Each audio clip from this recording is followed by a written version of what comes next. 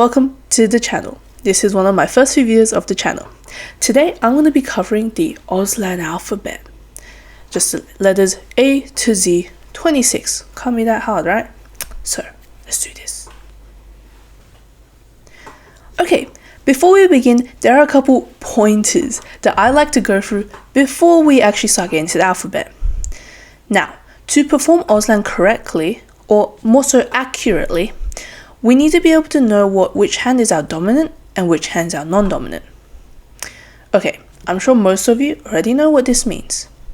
However, for those of you who don't worry, I'll go through that right now. Take me for example. I'm right-handed. This means that my dominant hand is my right hand. Now, what this means is that I do a lot of tasks with my right hand, especially things like writing.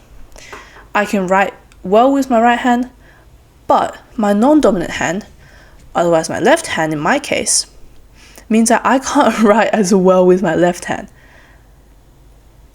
So, for most people, you're going to be like me. You're going to be right-handed with your dominant, so your dominant hand is your right hand, and then your non-dominant is going to be your left hand. However, there are left-handed people out there. Don't worry, I didn't forget you.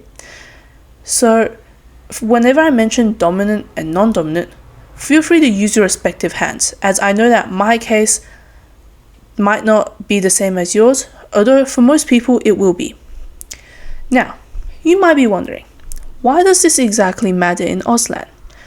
Well, when we do the signs in AUSLAN, our non-dominant hand essentially becomes what I like to call the paper hand.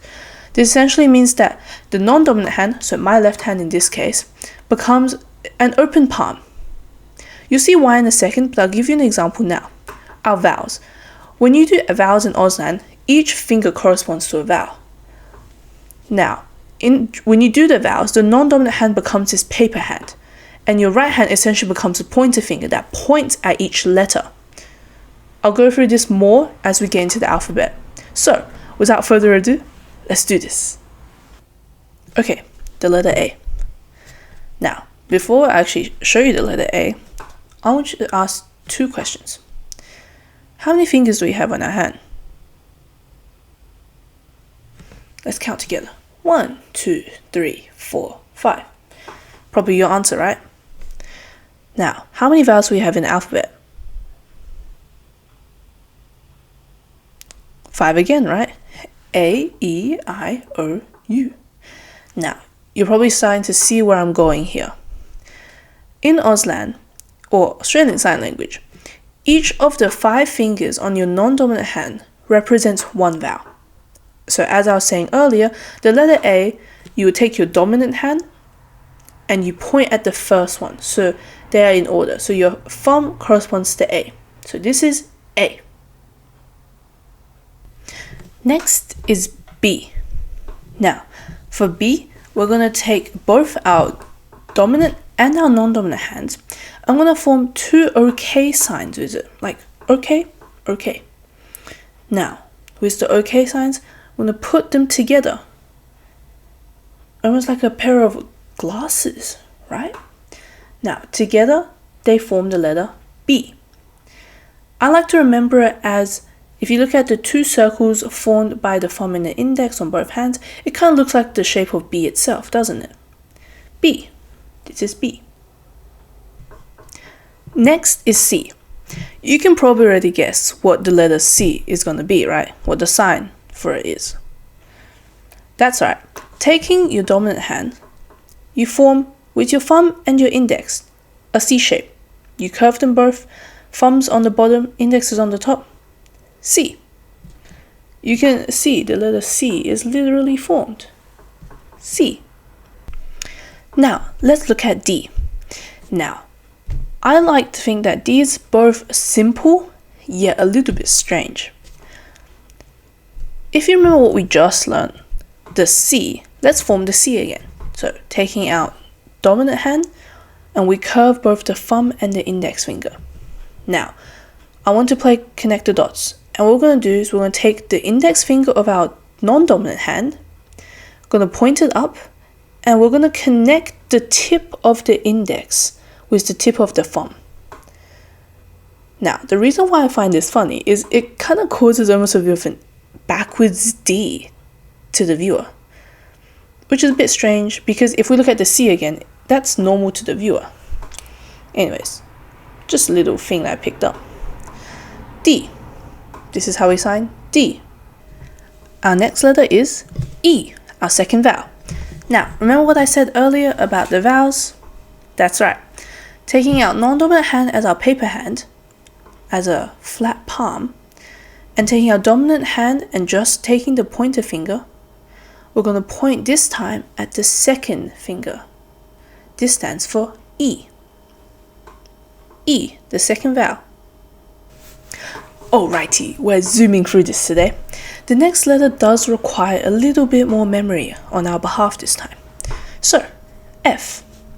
For F, we're going to take both of our dominant and non-dominant hands, and we're going to form two sets of chopsticks. Now, I don't want open chopsticks, I want two sets of closed chopsticks. What I'm going to do is I'm going to take the non-dominant first, I'm going to point it diagonally downwards, and I'm going to take my dominant hand and point it diagonally downwards as well, in the opposite way. They're going to form almost an X shape, and you have officially formed F. This is F. Similar to F, G involves both of our hands as well, so I'm going to take them both. Now, G is a bit simpler than F. For both hands, both dominant and non-dominant, we're going to put them into fists. These fists are basically just going to play stacky stack. We're just going to stack them on top of each other. Now, important thing is that your dominant hand is on top and your non-dominant hand on the bottom. And you've just formed G. This is G. Okay, almost halfway. For the letter H, let's take both of our hands again. And we're going to form straight palms with them both. So just straight up like this. Easy, right? Now, with our non-dominant hand, this is going to go on top of our dominant hand, like this. You can see, like this. And the action is almost a bit like, imagine you're rich and you've got all this money and you're giving it out, you know? Swiping that money out. H is just one of these swipes. H. H. This is H. Guess what? Another vowel. You guys have probably already got this all figured out by now. Once again, let's take the non-dominant hand as our paper hand and our dominant hand as the pointer finger, and we're going to point this time at the third finger, symbolizing I. This is I. Now, moving on to J. Once again, we're going to take our vowel formation again. So, we're going to take our non-dominant as the paper, dominant as the pointer, and we're going to start this time from the I, but we're actually going to draw a curve that goes to the thumb. So you're essentially going to draw a pathway from the tip of your third finger to the tip of your thumb, like so. You're basically drawing a J shape. This is the sign for J. J. For K, we are going to take the non-dominant index finger and point it straight up, like a pole. It's just straight up. And with our dominant hand, we're going to use this first index knuckle. So here, you can see this first index knuckle. And we're kind of just going to twist it and attach it to like the first joint or like the first bending line. You can see this almost forms a K shape in itself. So this now becomes our K. This is the K. We are officially halfway. So to celebrate, we're going to do 3 letters at once. Can you believe it? 3. We're going to attempt L, M, and N all together. For L, M, and M, we're going to take our paper hand, so non-dominant hand again. And what's going to happen is we're going to try and almost mimic the shape of each letter. So, L. L is mostly just a straight line, right? So we're just going to take the dominant hand as a pointer, and we're just going to stick on top. This is L. Now, for M, it almost looks like this, right? Almost looks like 3. So we're going to take 3 of them and stick them on here. This is M. And N, as you might have guessed it, it kind of looks like a 2, doesn't it? So we're going to stick 2 fingers together. Keep in mind these are all closed fingers. So let's go through them again. L, M, and N. Phew, we are almost done with our vowels. So, likewise, we're going to once again get our paper hand, non-dominant, and our pointer, dominant. And this time, we're going to point to the fourth finger for the fourth vowel, O. This is O. Okay, so we have P next. P is a bit similar to K, but I guess you could say it's almost like an inverse kind of letter. So, like K, once again, we're going to take our non-dominant and just stick the index finger straight up. And then with our dominant, we're going to form an OK sign. And what we're going to do is we're going to stick the part where the thumb and the index join. They're just going to stick to the tip of our non-dominant hand. Now, some people prefer to do it like this, or some people prefer to do it like this. They will really mean the same thing, as long as you get almost like this P shape, but it's kind of flipped. P. This is the sign for P. Alright, hold on, not long to go, so hang in there.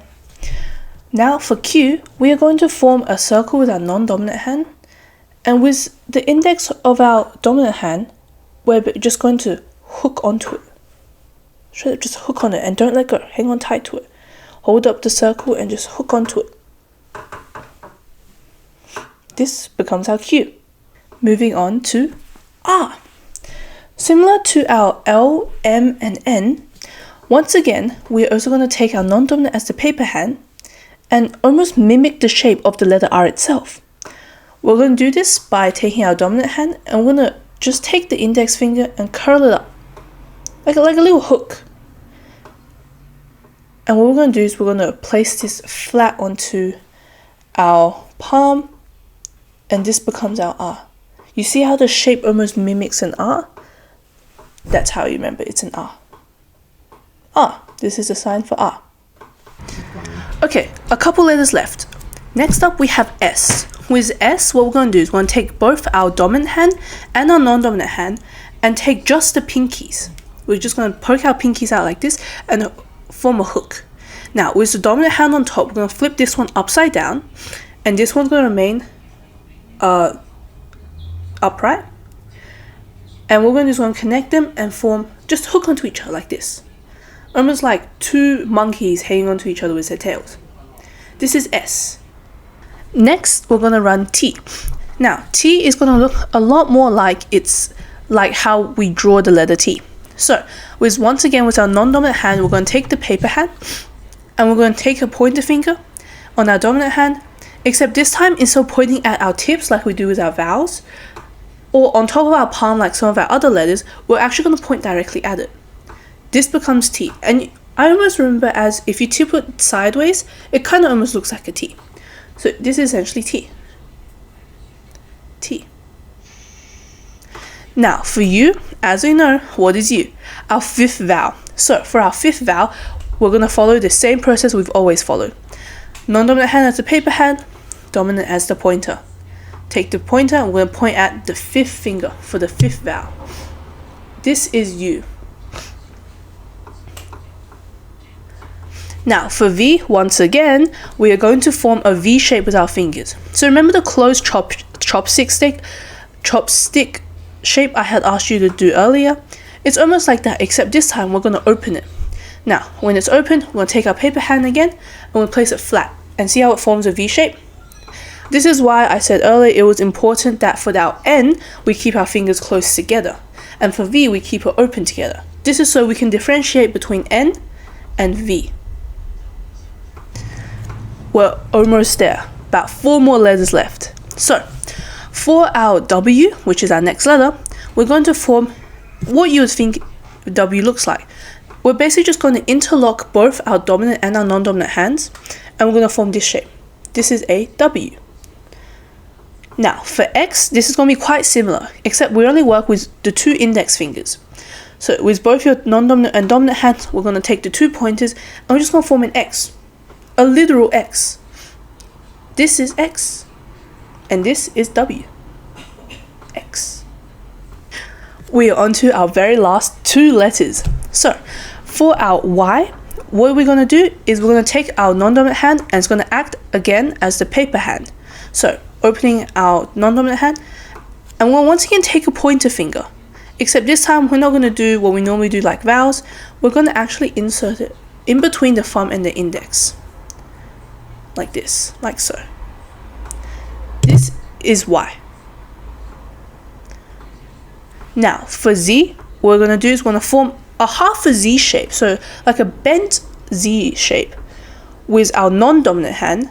And we're going to take our dominant hand and hold it straight up. And we're going to attach the two. It's going to almost look like a chair. To me, this looks like a chair. So, our chair shape is the sign for Z. This is Z. And with that, we have just completed, and you have just successfully learned the AUSLAN alphabet from A all the way to Z. That is a full 26 letters you have just learned throughout this video. Thank you for watching this video, and make sure to follow along for some other videos, especially I've got a couple practice videos coming soon where you can practice the alphabet that you have just learned in this lesson. Thank you, and see you all next time.